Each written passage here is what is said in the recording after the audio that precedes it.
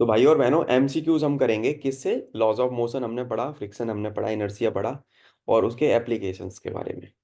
जो बीटेक वाले बच्चे हैं वो बोलेंगे सर क्या हल्का सा टॉपिक है ये, तो हम तो बड़े हैवी लेवल की साइंस पढ़ते हैं। इलेक्ट्रिकल वाले बोलेंगे सर हम तो थर्मल थर्मल थर्मल इंजीनियरिंग और ये पढ़ चुके हैं हम तो, है ना, पता नहीं क्या क्या। पर बेसिक्स को जानना बहुत ज़्यादा जरूरी है, इसी से पेपर पास होएगा तुम्हारा। अब पहला क्वेश्चन है कि जब कोई ऑब्जेक्ट मूव करता है कांस्टेंट वेलोसिटी से, तो जो नेट फोर्स उस पर एक्ट करेगा ना, वो जीरो होगा। कल मैंने तुम्हें स्पीड वेलोसिटी एक्सिलरेशन के बारे में बताया था। स्पीड बराबर क्या होता है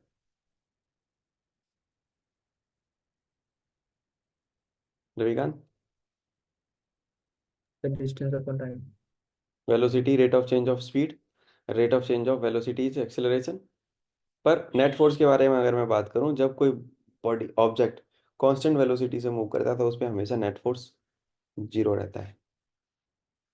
फर्स्ट लॉ ऑफ मोशन को लॉ ऑफ इनर्शिया भी बोला जाता है, ये मैंने कल बात बताई थी, ये पेपर में आया हुआ क्वेश्चन है।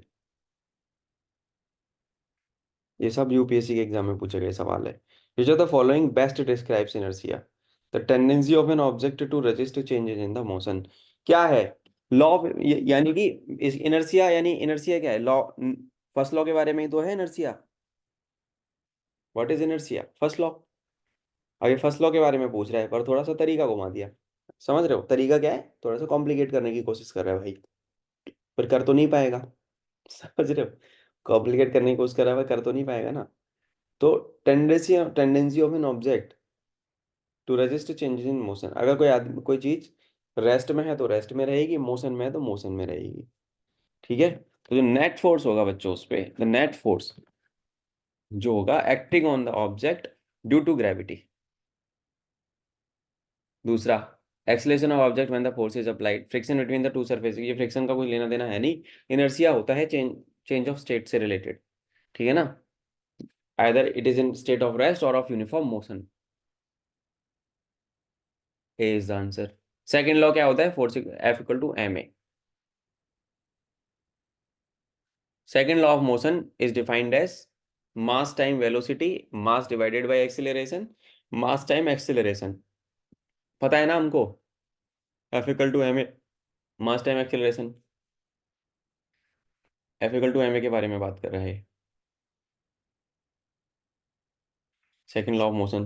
कल चंचल को डाउट हुआ था तो हमने पूरा सेकंड लॉ के बारे में अच्छे से एक्सप्लेनेशन भी सीखी थी कि क्या क्या चीजें करी जा सकती हैं। इसी तरीके से मैंने बोला था कि ऐसा यूनिट याद रखना सब चीजों की बच्चों, ऐसा यूनिट पे क्वेश्चन आ जाता है, बच्चे भूल जाते हैं ऐसा यूनिट। फोर्स की यूनिट कल ही बताई थी, पहले लाइन में ही आ गया था, पहली दूसरी लाइन में न्यूटन होती है। हम्म। अच्छा, जूल किसकी यूनिट होती है? और एनर्जी और वर्क। और एनर्जी। पक्की बात है? वाट किसकी यूनिट होती है? पावर। सारे क्वेश्चन पूछे गए हैं पेपर में। 1 जूल इक्वल टू 10⁻⁷ अर्ग।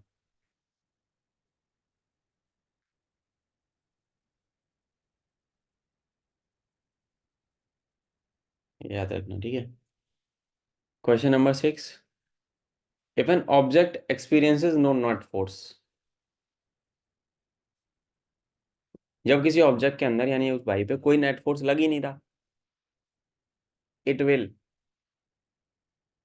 रेस्ट में रहेगा, कांस्टेंट वेलोसिटी से मूव करेगा, एक्सेलरेट करेगा यूनिफॉर्मली, या कुछ भी नहीं करेगा। जब उस पे नेट फोर्स जीरो है ना, तो यानी कि it will move with the constant velocity. ठीक है, कांस्टेंट वेलोसिटी से मूव कर रहा है वो।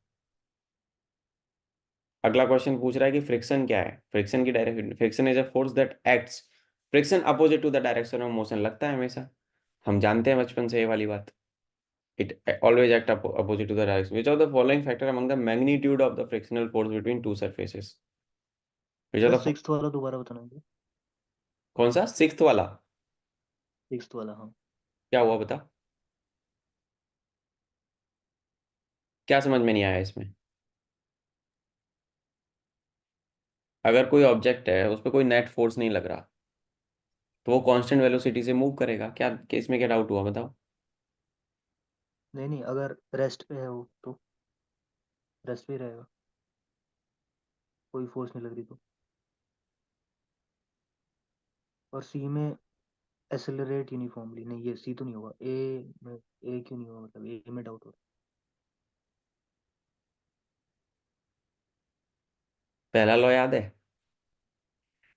हाँ सर, क्या है? कि रेस्ट पे होगा तो फोर्स रिक्वायर होगी मोशन में आने के लिए, कल मोशन में वाली होगा क्लास है। तो फोर्स रिक्वायर होगी रेस्ट पे आने के लिए।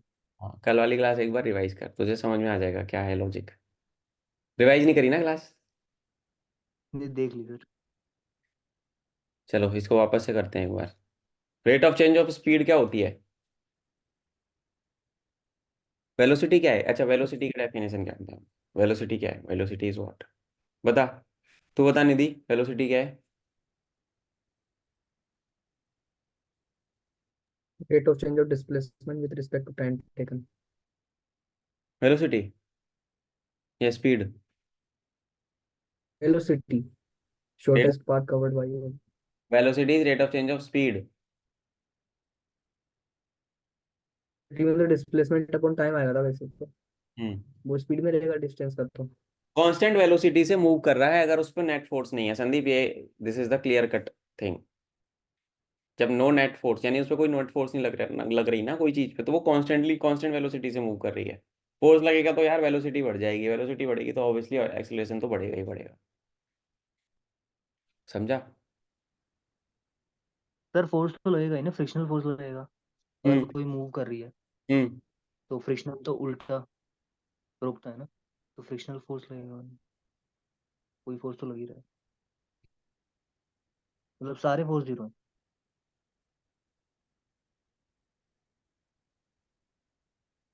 ठीक है सर। एक बार क्लास रिवाइज कर, मैं जानबूझ के नहीं बता रहा। एक बार क्लास रिवाइज कर, समझ में आएगा लॉजिक, ठीक है?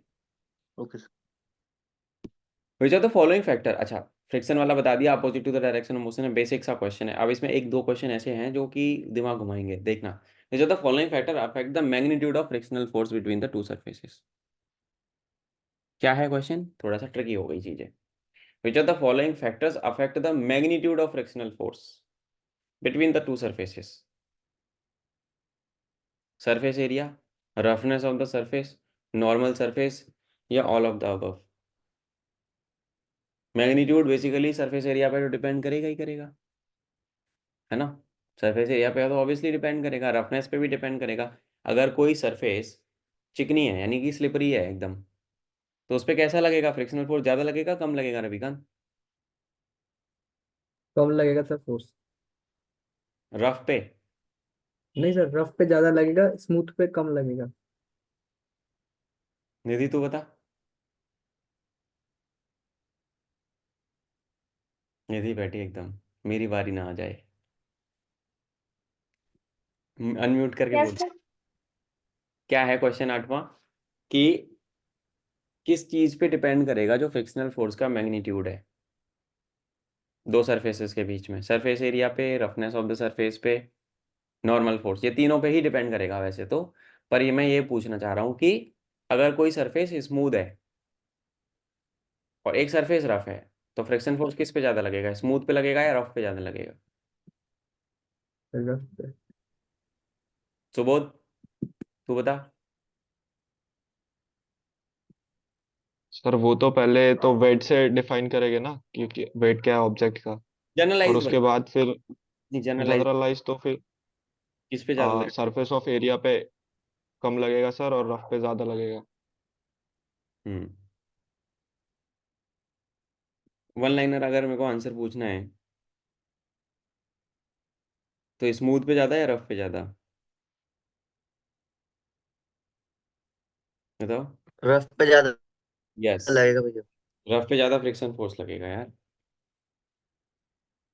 ठीक है, तो दो सरफेसेस के बीच में जो मैग्नीट्यूड होगा, यानी कि जो उसकी मात्रा है, वो यहाँ पे इन तीनों चीजों पे डिपेंड हो रही है। सरफेस एरिया पे भी डिपेंड होगी, रफनेस और ऑफ सरफेस रफ है या स्मूथ उस पर भी डिपेंड करेगा, और नॉर्मल फोर्स पे तो डिपेंड करेगा, यानी कि all of the above is the answer. Coefficient of friction, जिसके बारे में कल भी हमने बात करी थी, ये बेसिकली होता क्या है, ratio of frictional force to normal force होता है। ये तो क्लियर कट डेफिनेशन ही पूछ लिया आपसे। Which are the following statement about static friction is true. Static friction के बारे में यार सब है कि इनिशियल जो मोशन, जब मोशन स्टार्ट, इनिशियल जो मोशन होने वाला है किसी ऑब्जेक्ट का, उसको अपोजिट करता है।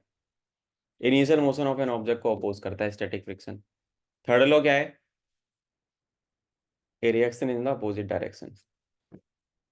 थर्ड लॉ तो बेसिक डेफिनेशन पूछ लिया गया है बस। Which are the following is an example of circular motion caused by inertia. Circular motion caused by inertia.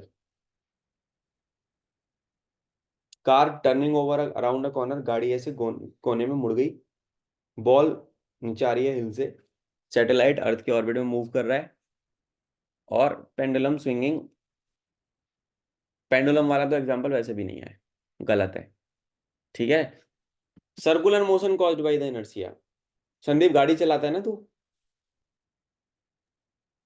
Yes sir, ये जब हम गाड़ी को स्टीयर करते हैं, अब बैठे हैं कार में, तो जब हम गाड़ी में बैठ के कहीं जा रहे हैं और एकदम से मोड़ आता है, तो हम ऐसे स्टीयरिंग को ऐसे मोड़ते हैं, तो हमारी बॉडी मूव होती है। गाड़ी तो यस सर। तो ऐसे कुछ तुम अगर इधर मोड़ोगे, तुम्हारी बॉडी इधर हो जाएगी, इधर मोड़ोगे तो तुम्हारी बॉडी इधर की तरफ जाएगी। ठीक है, ये कॉमन सेंस वाला चीज था basically. Tendency of an object to remain at rest और ऑन यूनिफॉर्म मोशन, इसको क्या कहते हैं? फर्स्ट लॉ पूछ लिया भाई, तरीका अलग है बस। इनर्शिया। जब फोर्स अप्लाई किया किसी ऑब्जेक्ट पे, it accelerate in the direction of क्या? रविकांत, आगे फोर्स लगाऊंगा तो बॉडी किधर जाएगी? बता बेटा। आगे फोर्स, ही जाएगी सर। आगे फोर्स लगा तो बॉडी किधर? आगे, आगे मतलब फॉरवर्ड डायरेक्शन। फॉरवर्ड डायरेक्शन में, फोर्स की डायरेक्शन में जाएगी, as simple as that.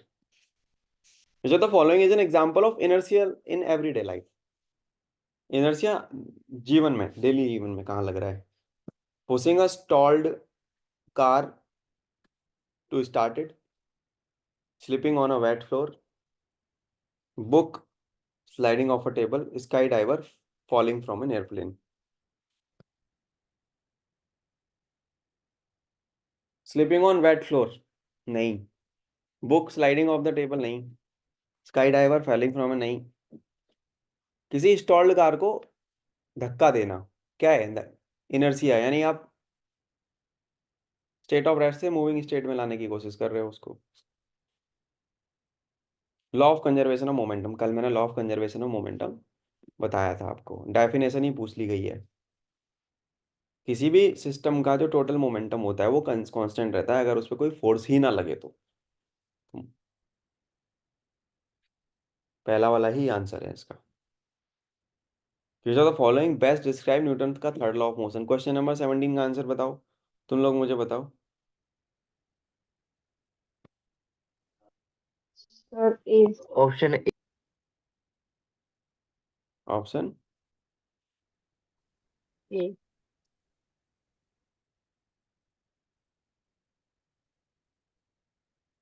For every reaction there is an equal and opposite reaction, basic classic definition. ठीक है, which of the following is not an application of Newton का laws of motion. Designing roller coasters example नहीं है यार। देखो question समझना बच्चों, कौन सा एग्जाम, अच्छा अब क्वेश्चन तुमसे पूछा जाएगा कि क्लियर, या तो हाँ के केस में पूछेगा, यहाँ पे नॉट एन एप्लीकेशन। क्या पूछ रहे हैं? नॉट एन एप्लीकेशन, ध्यान से पढ़ना, पता लगा तुम तुक्के में उल्टा मार के आ गए। प्रेजेंस ऑफ माइंड का यूज करना है। Not an application of Newton law of motion. Designing roller coaster, ठीक है, predicting the path of a comet, analysing the motion of planet. Laws of motion से रिलेट करते हैं ना ये तीनों चीजें, तो कहीं ना कहीं करते हैं। पर बैलेंसिंग केमिकल इक्वेशन, कहीं फिजिक्स का हिसाब किताब है इसमें कुछ? क्या पूछ रहा है यार? तुम्हें फिजिक्स के बारे में पता भी है कि नहीं, ये पूछ रहा है भाई। सिंपल सा बेसिक कॉमन सेंस का क्वेश्चन है, ऐसे सवाल पूछती है यूपीएससी यार। ठीक है, which of the following is an example of projectile motion? Car accelerating on a straight road, है ना? स्ट्रेट रोड पे प्रोजेक्टाइल कहाँ लग गया? A rock falling off a cliff, rock, ठीक है, हाँ उसमें लगेगा projectile. Pendulum swinging back and forth, नहीं। Ball rolling down an no, ठीक है।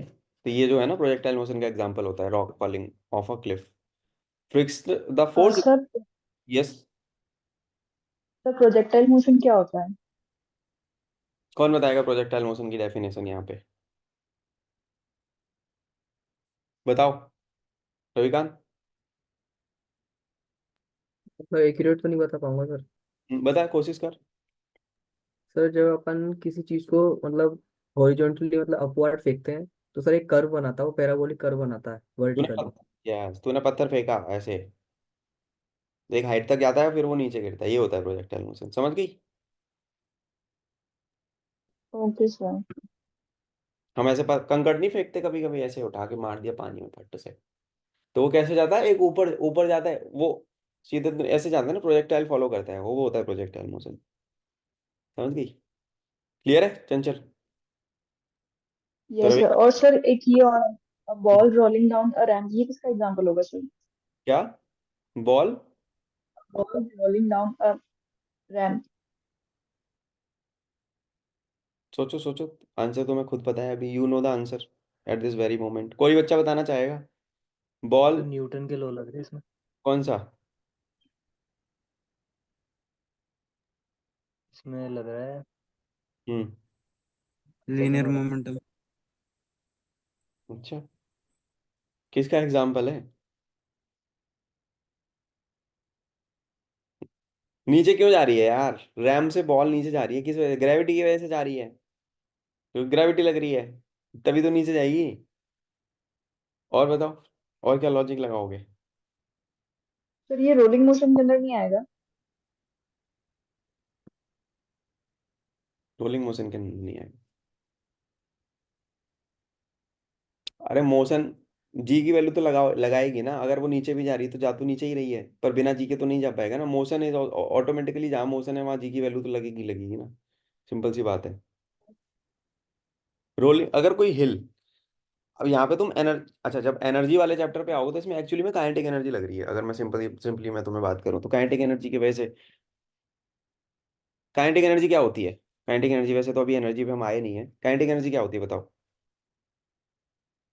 Energy, Energy due to the motion of an object.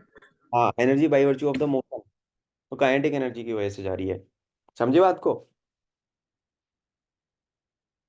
तो ये परफेक्ट एग्जांपल होगा किसका, नीचे किसकी वजह से जा रही है बॉल? काइनेटिक एनर्जी है उसकी, इस वजह से। समझे? सर सेकंड लॉ नहीं लग रहा है? वो भी लग रहा है ना। बहुत सारी चीजें लग रही हैं फिजिक्स की, ठीक है। पर इसने जैसे जिसने जो पूछा मैंने उसका उसका आंसर दिया, ठीक है। हम थोड़ा सा ऑफ ग्रिड हो रहे हैं, ऑफ आएंगे, इन चीज़ों पे भी आएंगे धीरे धीरे। तुम्हारे दिमाग में जो सवाल है बना के रखो, पूछ लिया करो, कोई दिक्कत नहीं है, ठीक है। यहाँ पे पूछा है कि प्रोजेक्टाइल मोशन, अब तुझे मैंने प्रोजेक्टाइल मोशन बताया बेटा, ये ऐसे जो पैराबोलिक सा कर्व बनेगा, this is being called as, समझ गए? ये प्रोजेक्टाइल मोशन हो गया। तो अपन पत्थर ऐसे ओके फेंको, सर। ऐसे जाएगा, ये इसका एग्जांपल हो गया क्लासिक, समझ गए? जब मैं एनर्जी पढ़ाऊंगा ना तो तुम्हें मैकेनिकल एनर्जी, केमिकल एनर्जी, ये एनर्जी वाले चैप्टर में तो बहुत घुसेंगे डीप में हम लोग, काफी सारी चीजें करेंगे, क्योंकि उसमें से फिजिक्स में भी क्वेश्चन आते हैं, केमिस्ट्री में भी क्वेश्चन, वो चैप्टर दोनों में टच कर जाता है, फिजिक्स केमिस्ट्री दोनों, ठीक है। अच्छा पेंडुलम, पेंडुलम ऐसे घूमता है तो बताना वो, चलो अब बात हो रही है तो इसको करते हैं खत्म। Pendulum is an example of, pendulum किस चीज का एग्जांपल है? पेंडुलम जो स्विंग करता है घड़ी के नीचे, वो किसकी वजह से करता है? Sir I think rectilinear motion. किस तरीके के Sir, motion? oscillatory motion. Oscillatory motion का ऑसिलेशन। एग्जांपल है, ऑसिलेशन करता है वो यार, रेक्टिलिनियर का नहीं है।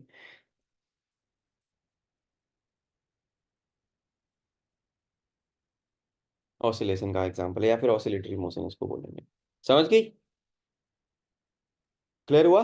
एक यस। क्वेश्चन से 5 क्वेश्चन याद हो गए सर तुमको? वो, सर जो हम्म, फर्स्ट वाला है ऑप्शन, वो यूनिफॉर्म मोशन में रह रहा है ना? हाँ। पहला वाला क्या है? कार स्ट्रेट लाइन में जा रही है, car is accelerating, car constant. Accelerating in a straight line,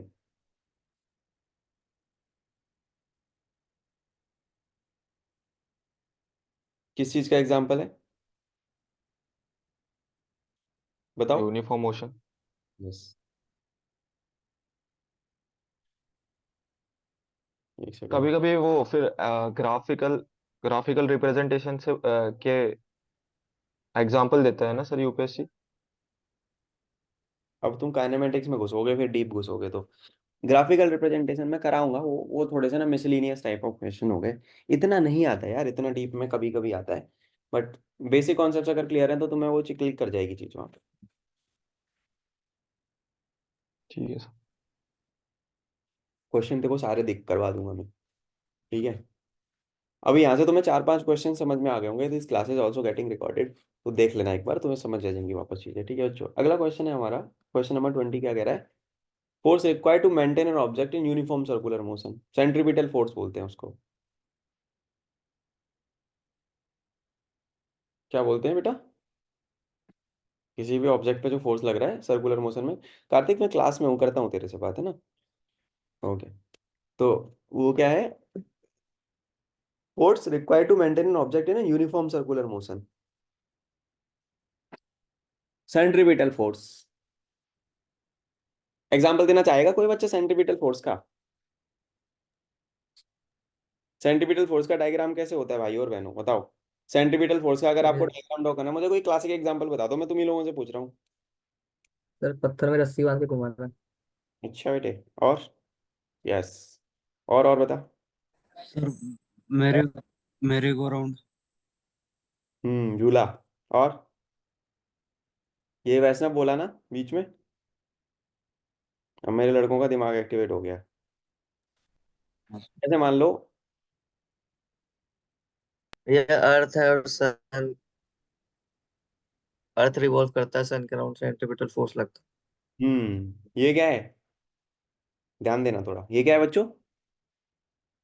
अब तुम्हारे भाई का मैकेनिकल इंजीनियर जग जाएगा थोड़ी देर में, ऐसे ऐसे एग्जांपल दूंगा तुमको। ये देखो, ऑब्जेक्ट है, ये मूव कर रहा है। अब इसके, अब तुमने इसके बारे में बात करी तो एक और एग्जांपल, एक और क्वेश्चन बताऊंगा इसी से, इसी का भाई है वो भी, जो इसके अपोजिट लगता है। ये ऑब्जेक्ट हो गया तुम्हारा, ये मान लो ऑब्जेक्ट है जो ऐसे मूव कर रहा है, ठीक है। इधर क्या लग रही है इसकी, वेलोसिटी। तो जो अंदर की तरफ जो फोर्स लगेगा वो क्या है,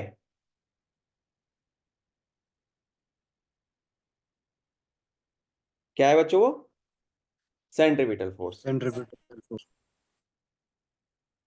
अच्छा, अगर इसके अपोजिट के बाद अगर जो बाहर की तरफ लगता है वो फोर्स, वो क्या होता है। सेंट्रीफ्यूगल। यस, सेंट्रीफ्यूगल है। Centrifugal. Force. Centrifugal. Yes, exactly correct. जो लगेगा, मान लो बाहर की तरफ, वो होता है सेंट्रीफ्यूगल फोर्स।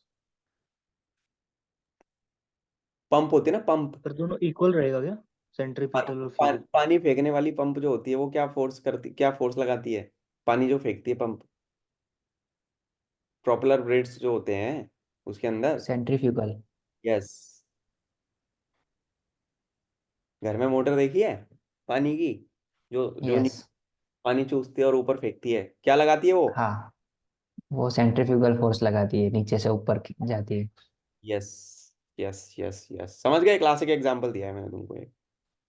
मेरे यहाँ पे बिल्डिंग में, हमारे यहाँ पे पंप हमारी खराब होती रहती है, हम जाके खोलते रहते हैं, तो वो सेंट्रीफ्यूगल खोल के देखना, कभी समझ में आ जाएगा।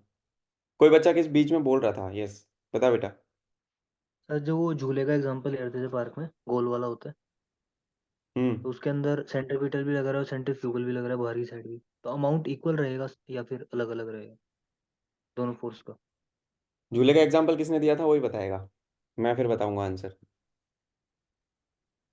स्विंग जो होता है झूला,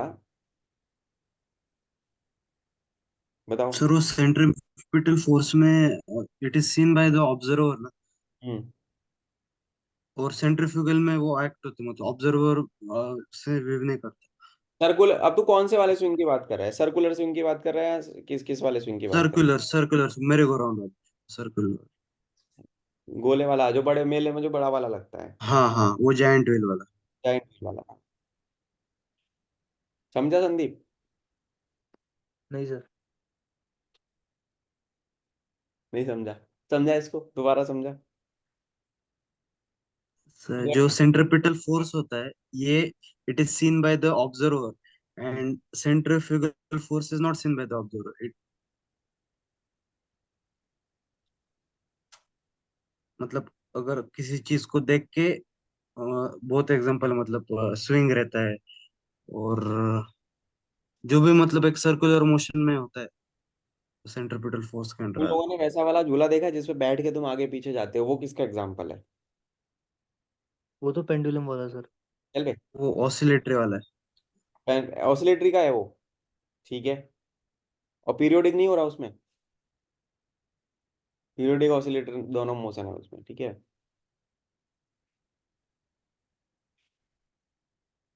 चले आगे, हो गया क्लियर? नहीं हुआ अभी भी? ठीक है सर। सेंट्रीपिटल एंड फ्यूगल का एग्जांपल मत भूल जाना गलती से भी, ये पेपर में क्वेश्चन आए हुए हैं, ठीक है। और जो सर झूला, जो वो बाय द वे, घी जो निकालने वाली मशीन जो कौन सी होती है? क्या, सेंट्रीपिटल। कौन सा, सॉरी? घी निकालते हैं ना कर्ड से, हम्म, सेंट्रीपिटल फोर्स होता है। जो राई होती है, हाँ हाँ हाँ। राई घुमाते हैं दूध के अंदर, वही तो बोल रहा है। हम्म हम्म। क्या लगता है उसको देख के, कैसे करती है वो मोशन? दोनों नॉर्मल लगता है। बाहर की साइड। बाहर की साइड, अंदर अंदर नहीं खींचती वो।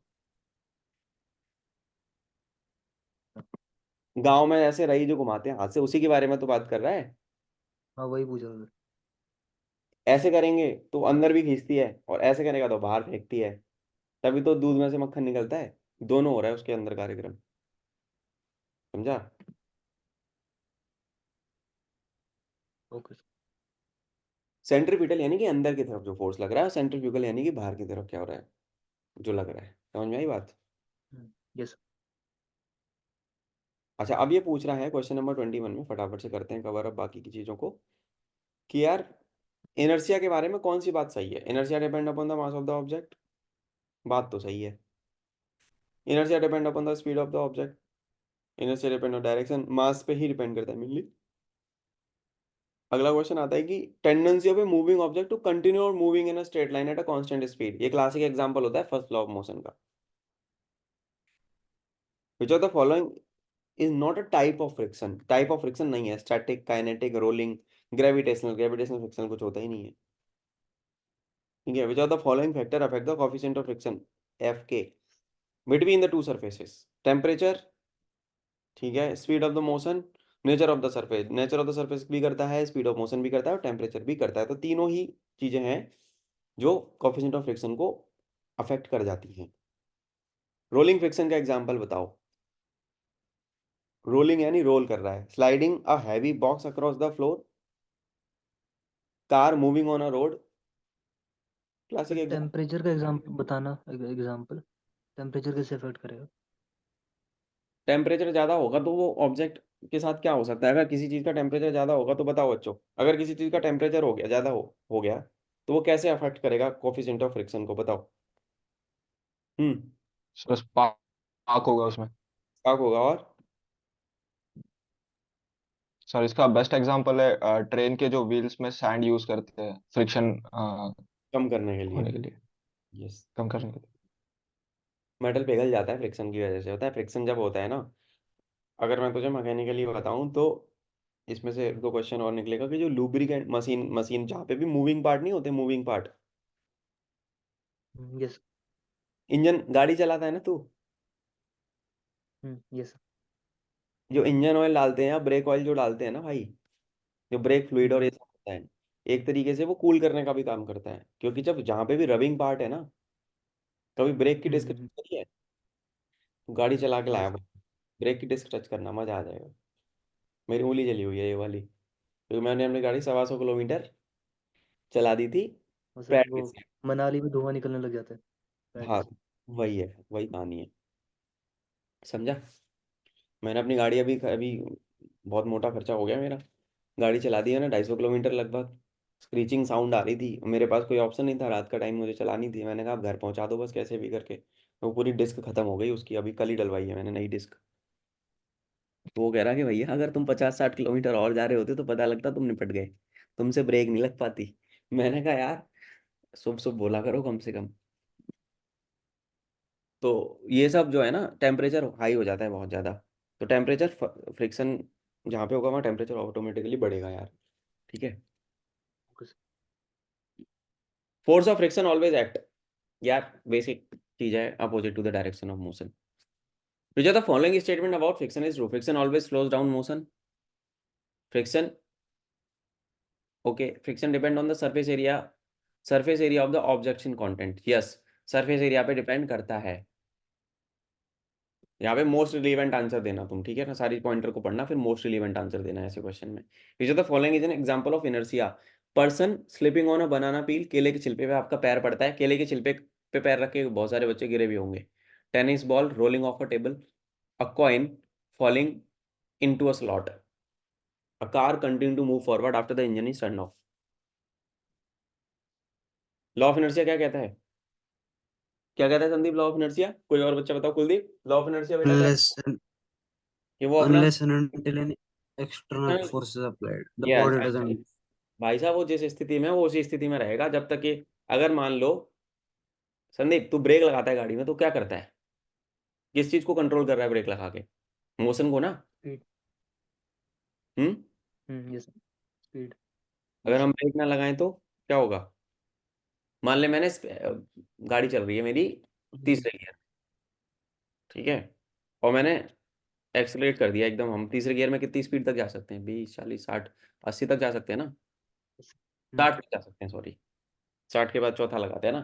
तो फिर हमने कर दिया न्यूट्रल गाड़ी को, और गाड़ी चले जा रही है, मतलब प्लेन रोड पे चली जा रही है, ब्रेक नहीं लगाएंगे तो जब तक कि कोई उस पर ऑब्जेक्ट टकराएगा नहीं या दीवार में भिड़ेगी नहीं तब तक तो वो रुकने से रही, या जब तक उसकी काइनेटिक एनर्जी जो स्टोर्ड है वो खत्म नहीं होगी तब तक, है ना। तो क्लासिक एग्जाम यस। कार आगे बढ़ती रहेगी जब तक इंजन ना बंद कर दिया जाए, और इंजन जब तक पावर दे रहा है तब तक वो मूव करेगी, नहीं बंद करोगे तो ही उसका सिस्टम सेट होगा। तो this is an example of this. Which of the following about Newton's second law of motion is true? It states that an object at rest will remain at rest until unless acted upon by a valence force. ठीक है। Net force is directly proportional to the acceleration, inversely proportional to the mass. ये कल ही बताया, F equal to ma। ऐसे ही exact ditto question मिलेंगे paper में आप, इसलिए फिजिक्स पे ज्यादा ध्यान देना, थोड़ा सा पूरी साइंस पे ध्यान देना in fact. Which are the following best describe the concept of momentum? Momentum क्या होता है? Product of mass and velocity equal to, क्या होता है formula?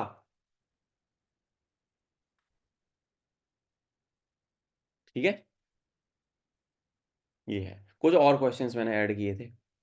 Which are the following laws state that every object continuous motion act, ये है first law का, first law of motion के बारे में। Force required to maintain object in circular motion, circular motion के बारे में जहाँ पे बात हो रही है तो वो सेंट्रीपिटल फोर्स होता है, ठीक है। When a car takes a sharp turn, वही सारे मेनली क्वेश्चंस हैं, एक्स्ट्रा थोड़े से। Frictional force between the two surfaces in contact always oppose, which of the following statement of momentum is true? Momentum is conserved in all collisions, सही बात है। Elastic collision between the two objects, यहाँ पे momentum और kinetic energy दोनों conserve रहेंगे, question पूछा गया है। Tendency of object to resist change in the rotational motion, इसको बोला जाता है रोटेशनल इनर्शिया। थोड़ा सा वे बियॉन्ड क्वेश्चन आ रहा है बट याद रखना।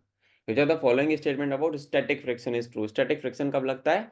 स्टैटिक फ्रिक्शन अपोज करता है जब initial motion of an object starts, ठीक है ना।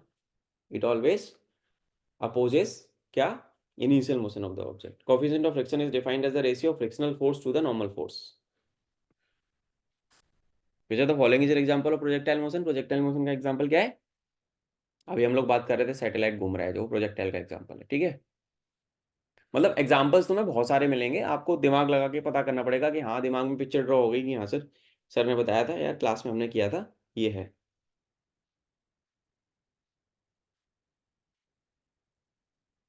ठीक है, अगला आता है the force of gravity acting on A object, field force का एग्जाम्पल है बच्चों ये।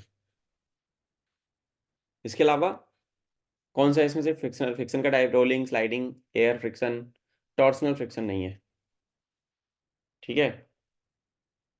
where when a person jump from a height and land on the ground, which force causes them to bend their knees upon landing? normal force।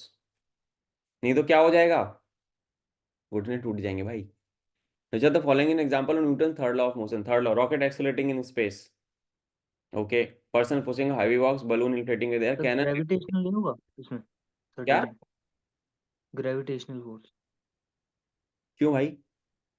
Jump कर रहा है ऊपर जाके force खत्म हो जा रहा है उसके बाद यूनिवर्सल ग्रेविटी फोर्स लग रहा है ना, किस वजह से वो कर रहा है?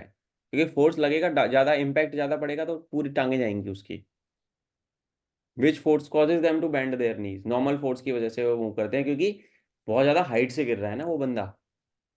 जितनी ज्यादा हाइट से गिरेगा उतना ज्यादा इम्पैक्ट हैवी होएगा।